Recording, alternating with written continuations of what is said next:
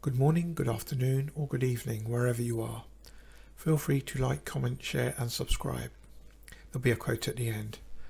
This is part 2 on differences in the words we use in the USA and the UK, the ones that I've learned over the many decades.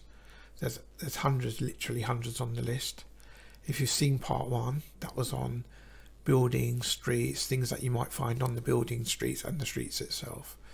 This is part 2 on food, so let's get straight into it. Now again, I will do it on a point system. There's 15 points up for grabs, basically 15 items in this list, and I'll do it not necessarily so much on what sounds accurate enough, because we know already the Americans do. They say what they see in most cases, but I'll try and gauge which I think may be better as well, or if they come out dead even, but you'll see as we go along. So let's jump straight into it. The first one you may recognize in the USA are chips, as in the potato chips. In the UK they're called crisps. I know that can be a bit difficult or unusual at first when people hear that. The UK we call it crisps, so it's crisp with an S at the end, but you get used to it, as you say it, once you get familiar, particularly those that come over and say expats from the US who live in the UK. It eventually, quite quickly or in time, becomes second nature. And it's also really interesting the history of the chip or the crisp, because it goes back. There were some early examples in the beginning of the 19th century, but it's really credited with George Crumb, who was a Native American, African American cook.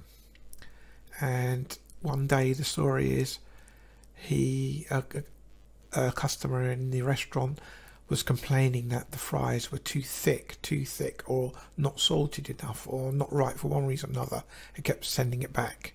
And this kept going on and on and on.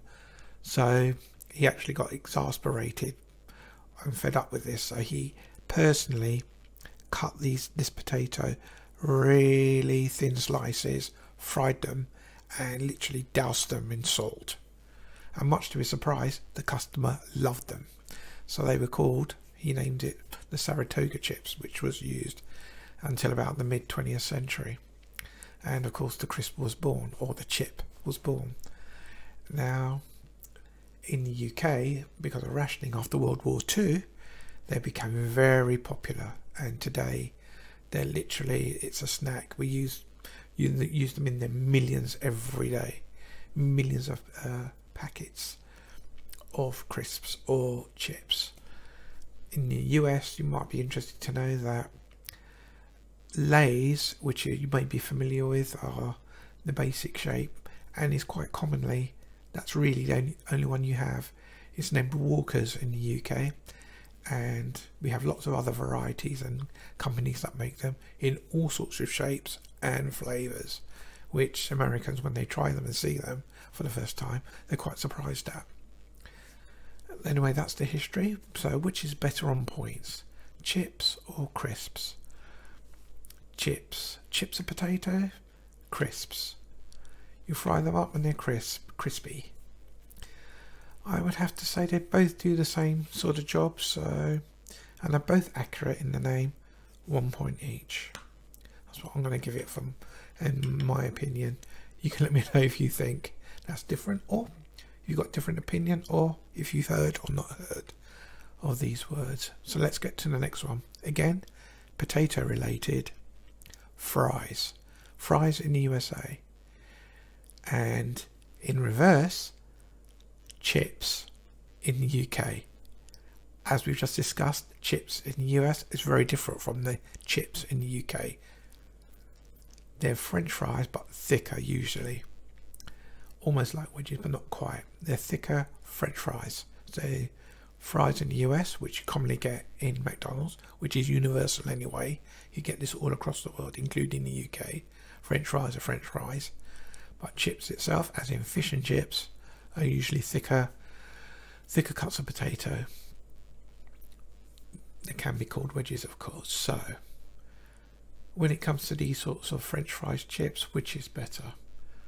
A fry of potato making French fries is correct when they're smaller. When they're bigger, chips, a chip of potato, chips, because we're so familiar with it, and when people ask what do you reckon associate, say, the UK with fish and chips, they'll recognise the word chip, and French fries is just potentially even more globally well known as that. So I'd have to say chips and fries again equal, just because they're both so well known and they both do explain basically what they are. So again, it's a draw. So let's go on to the next one. So what item is this? In the US, this is a cookie. In the UK, this is a biscuit. Again, there can be confusion in the sense that in the US, biscuits are usually associated with some sort of bread, thicker, wedgies, bakery sort of bread thing, a bit like a scone or a scone, much thicker. But biscuits, these are what we say in the UK as biscuits, and you get all kinds. Now biscuits, our biscuits is what in the US say would literally call cookies, no matter what they are. So we have lots of different kinds of biscuits here, and in America cookies. So which one is better or more accurate? Well, I would say cookies is very familiar. People know cookies, and of course there are name brands like Maryland chocolate chip cookies, and a biscuit, you get the famous digestive biscuit. Now of course neither are right or wrong, of course it's what you're used to where you are. Again, I'd give them equal on that case. Some, of course, the name brands do have that as a biscuit digestive, or as a cookie Maryland, for example.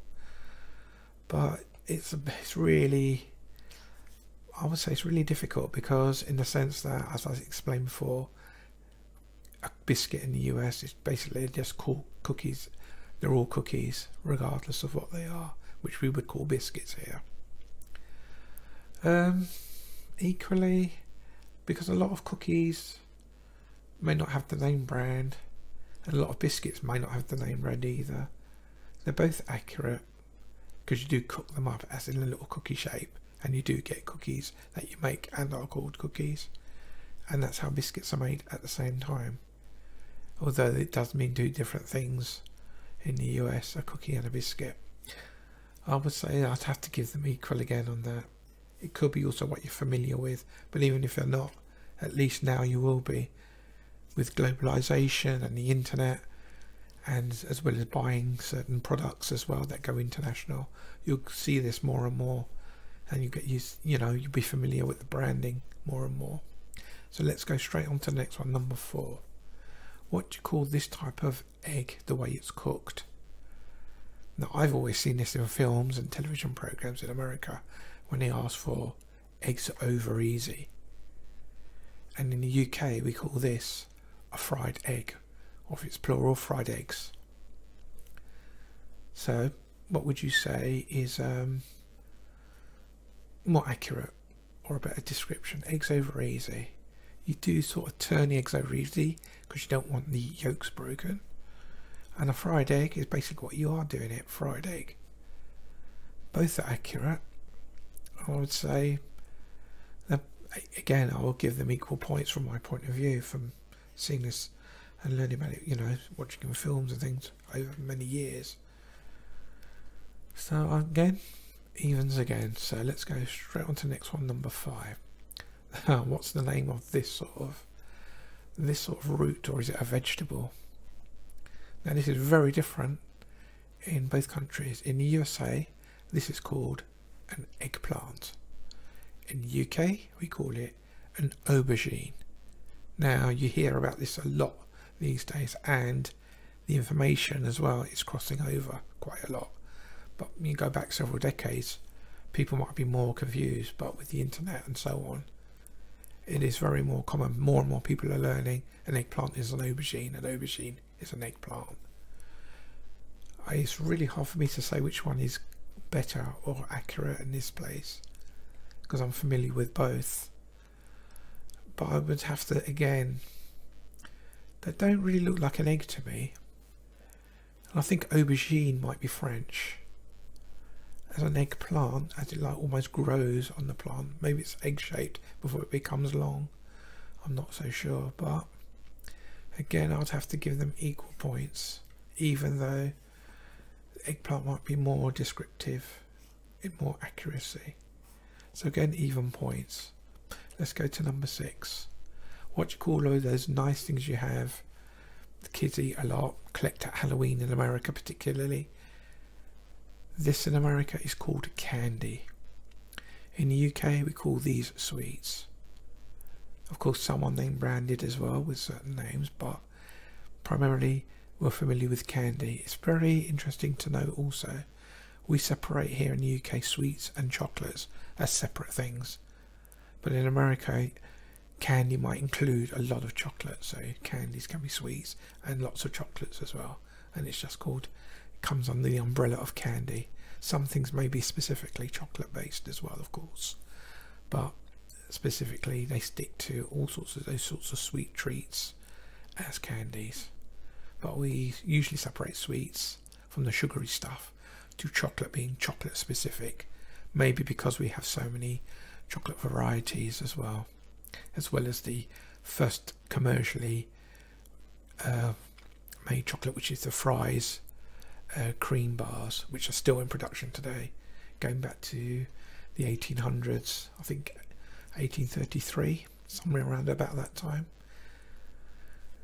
And of course a lot of names have come and gone, and they actually used to be made back in those times, in the Victorian times, by the corner shop chemists and so on used to sell their own version, and it expanded from there. And then of course some went into making production lines of companies such as Cadbury's and so on, and Hershey's in America today.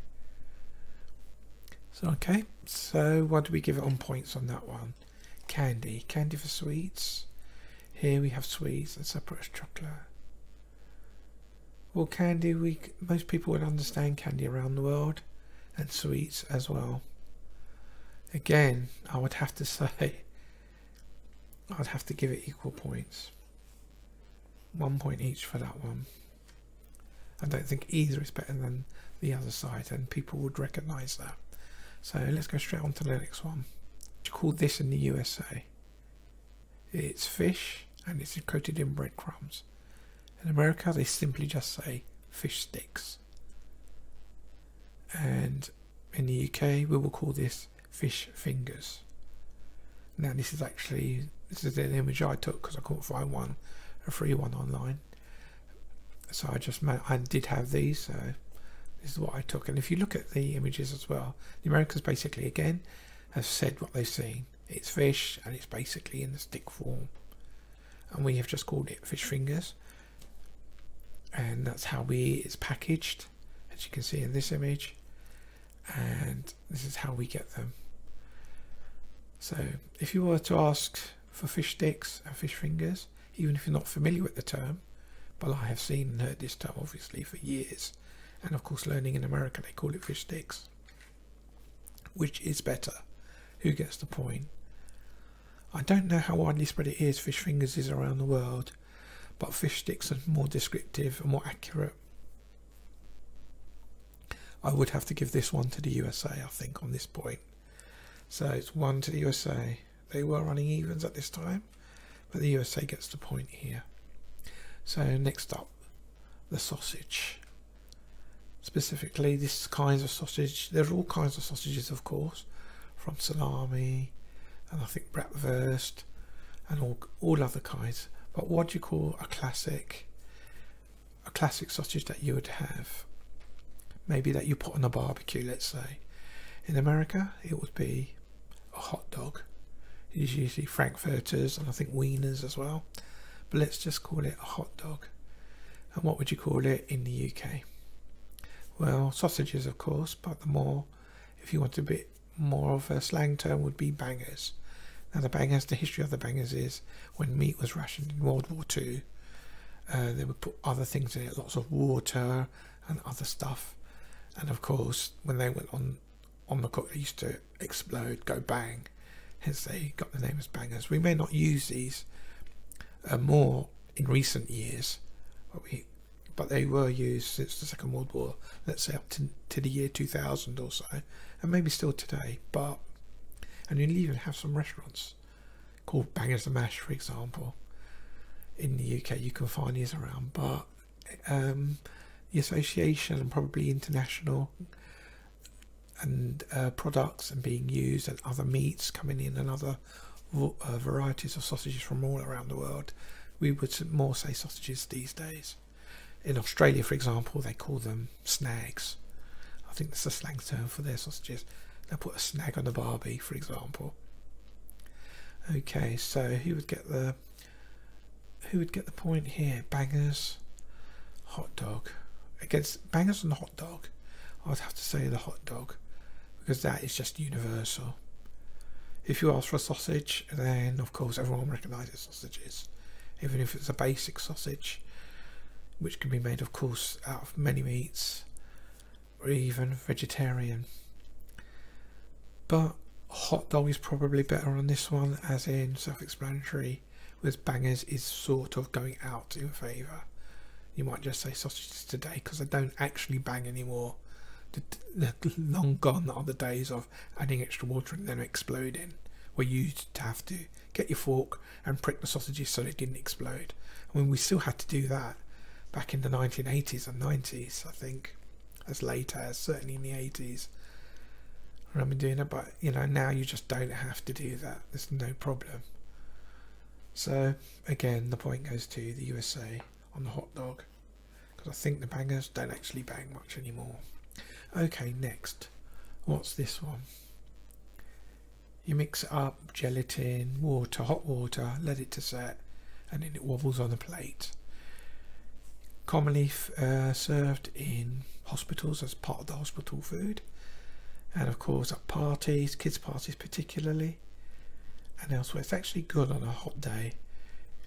If you prepare this, stick it in your fridge, and it's summer, you just take a portion out or from the bowl in the fridge, and it's great.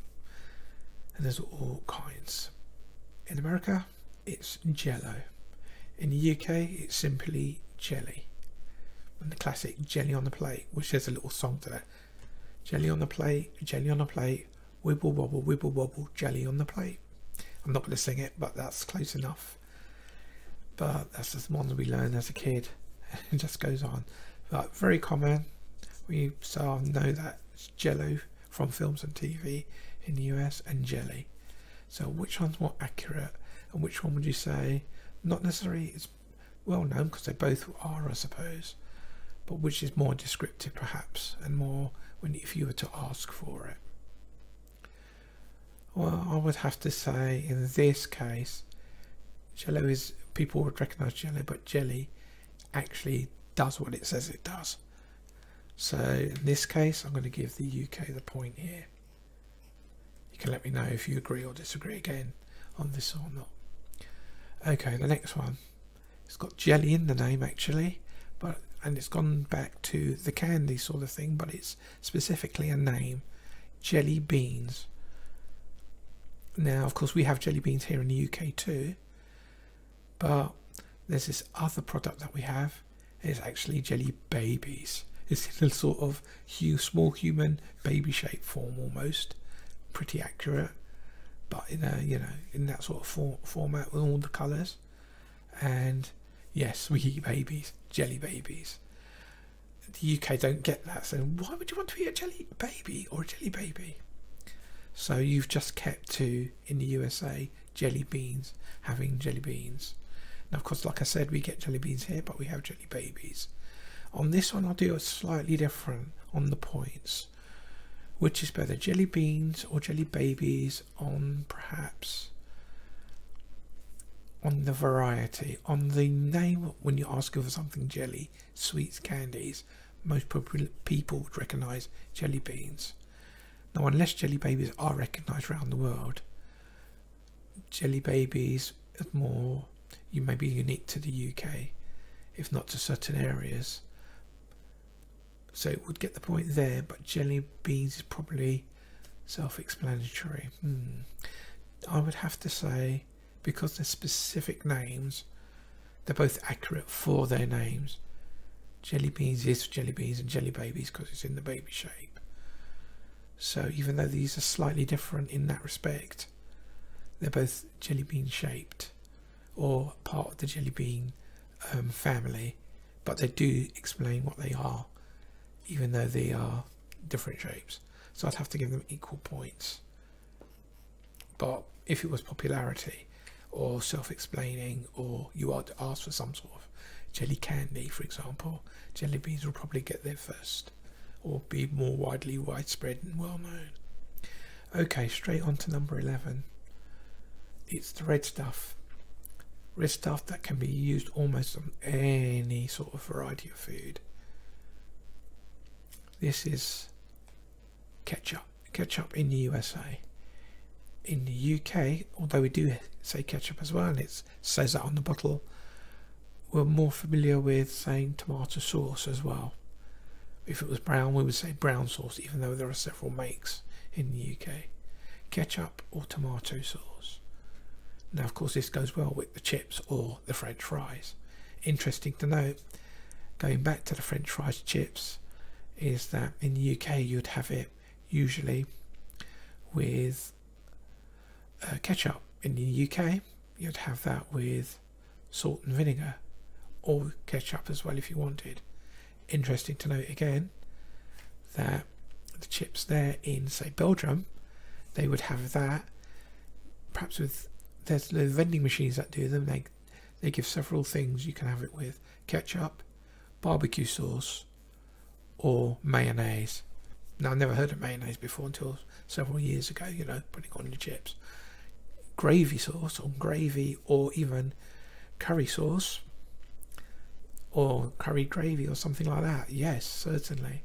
But mayonnaise, I wouldn't have naturally have thought that, but it is a sort of, that makes sense in its way, but that's something I wouldn't do myself. So which one's better in this case? Ketchup is known. It's been around for about 200 years. The first earliest recipes was about 1812 or so, and then it developed more and more and more over that century. So by the end, around about 1880, 1888, somewhere around then, the tomato ketchup as we know it today was more commercialized and made, in much large quantities.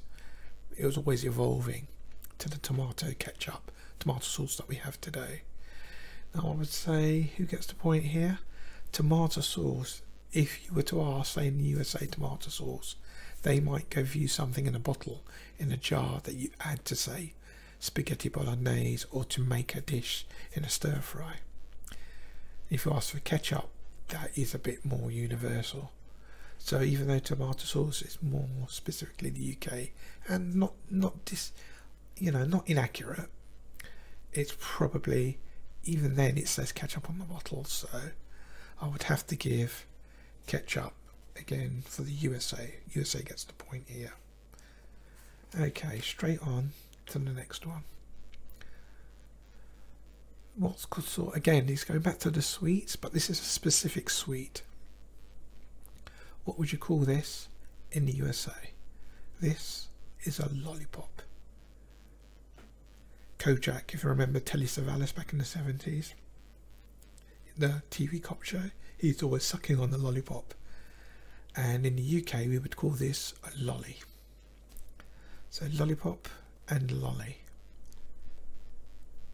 It probably would class as many kinds of lollipops and lollies. There are lots of different kinds that you can get, of course, a classic like this, or drumsticks on the stick and so on, but they're all essentially lollipops and lollies. So which one would be better, or which one's self-explanatory? Lollipop is a bit more self-explanatory and maybe even universal as well, but I think they both do, if you were to say, it would be accurate. Even though you would think a lolly is also something else that's coming up as well, it's still a lolly, we would say in the UK. Lollipop, lolly. almost I would give that to the USA, but I'm making it equal. So in my opinion, even points there. So the next one. So these things you can get in a jar, and you take them out. You can add them to your meals, and you get them in McDonald's or certain McDonald's around the world, or add it to vegetables and so on. This is what in the USA is called a pickle, and this is what in the UK we call perhaps a gherkin. So gherkins, but the strange thing is this is where it gets really weird. So gherkins are pickles, but pickles are not gherkins. Gherkins are actually pickles, but pickles are not gherkins. And it states here, simply put, a pickled gherkin is crispier than a pickled cucumber. And pickle in the UK is usually like a mash of things, as I understand, like Branston Pickle, which is a name brand, which you may have with a ploughman's lunch, a classic pub lunch dish that you can get here. So, gherkins, pickles. And not to be confused with the building in London, the Gherkin, which is actually a gherkin shape. But anyway, that's aside. And the strangeness of gherkins are pickles, but pickles are not gherkins, which is more accurate. They're like baby cucumbers that have been pickled. Pickles, gherkins. Familiar with both, but a pickle, when you ask for a pickle, you'd expect it to be a small sort of cucumber. And a gherkin, if you didn't know what that was, then it's not more universal, but it's not inaccurate. Gherkins are pickles, but pickles are not gherkins, makes it... Well, if gherkins are pickles and pickles are pickles,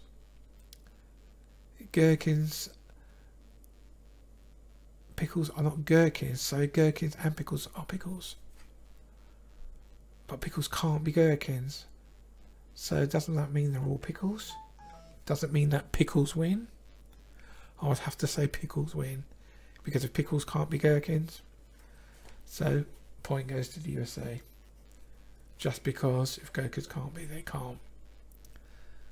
Okay, just 2 more to go. Number 14, Popsicles. This is what they called in the USA. These on a hot day, frozen, usually fruit flavoured. Very good when you want something instead of ice cream perhaps, or a cool ice drink. It's a popsicle in the USA. In the UK, an ice lolly, like the Lollipop lolly before. When it's made with ice, a popsicle. And in the UK, ice lolly. And of course there are many varieties. Really good on a hot summer's day. I usually actually buy these. You can make these yourself, but I actually get these. Very useful, like in the heat wave of last year, of 2018, the worldwide heat wave, when it was just really so hot and record breaking for me, literally for weeks and weeks and months of the popsicle, ice lolly. So which one's better? Which one gets the point? A popsicle, you can understand a popsicle, an icicle, and an ice lolly is more self-explanatory. So who would win it on its name? I would say they're both even on that sense, that you can understand what they're from. But which would make better sense?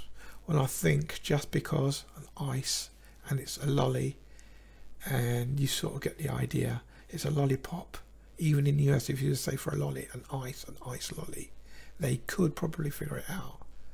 Most people would recognise a popsicle anyway, but an ice lolly is a bit more self-explanatory that way.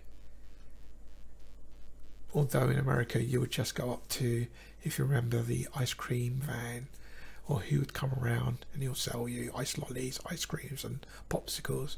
In America they probably would ask for a popsicle. But I think an ice lolly, just for the edge of the self-explaining, would get that point. So I'm going to give a point to the UK on that one, to wins that one.